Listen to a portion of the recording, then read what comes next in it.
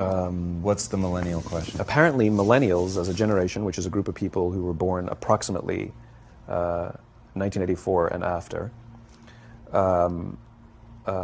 are tough to manage.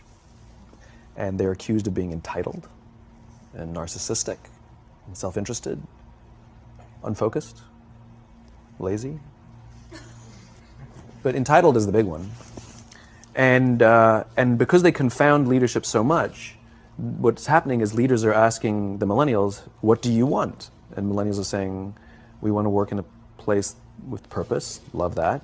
We want to make an impact, you know, whatever that means. We want free food and beanbags.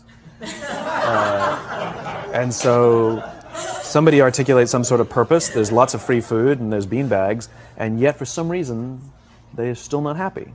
And that's because they're missing, there's a missing piece.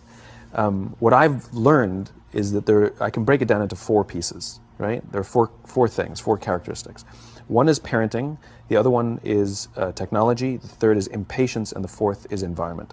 The generation that we call the millennials, too many of them grew up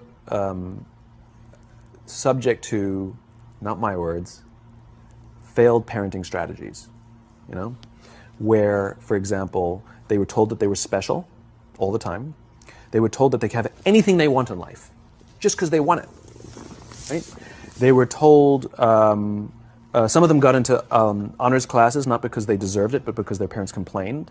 And some of them got A's, not because they earned them, but because the teachers didn't want to deal with the parents. Some kids got participation medals. They got a medal for coming in last, right?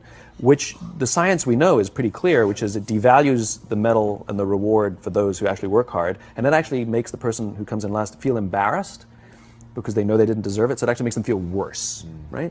So you take this group of people and they graduate school and they get a job and they're thrust into the real world, and in an instant they find out they're not special, their moms can't get them a promotion, that you get nothing for coming in last, and by the way, you can't just have it because you want it, right? And in an instant, their entire self-image is shattered.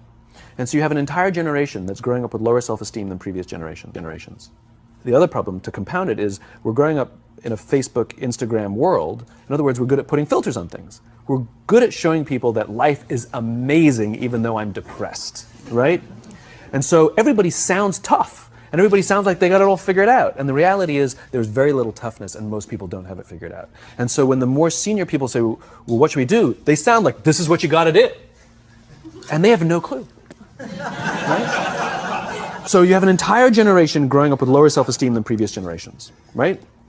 Through no fault of their own. Through no fault of their own, right? They were dealt a bad hand, right? Now let's add in technology.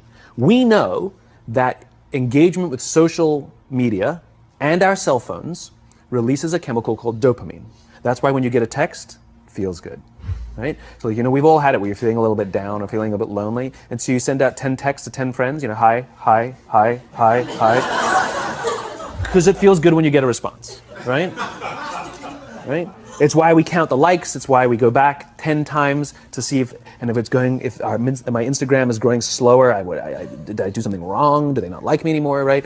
The trauma for young kids to be unfriended, right?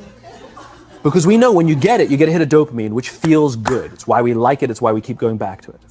Dopamine is the exact same chemical that makes us feel good when we smoke, when we drink, and when we gamble.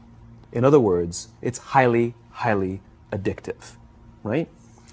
We have age restrictions on smoking, gambling, and alcohol, and we have no age restrictions on social media and cell phones, which is the equivalent of opening up the liquor cabinet and saying to our teenagers, hey, by the way, this adolescence thing, if it gets you down.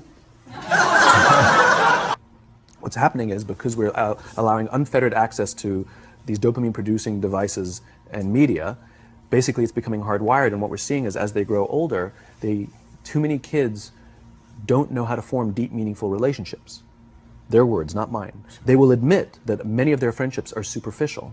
They will admit that their friends, that they don't count on their friends, they don't rely on their friends, they have fun with their friends, but they also know that their friends will cancel on them if something better comes along. Deep, meaningful relationships are not there. When significant stress starts to show up in their lives, they're not turning to a person, they're turning to a device, they're turning to social media, they're turning to these things which offer temporary relief. We know, the science is clear, we know that people who spend more time on Facebook suffer higher rates of depression than people who spend less time on Facebook.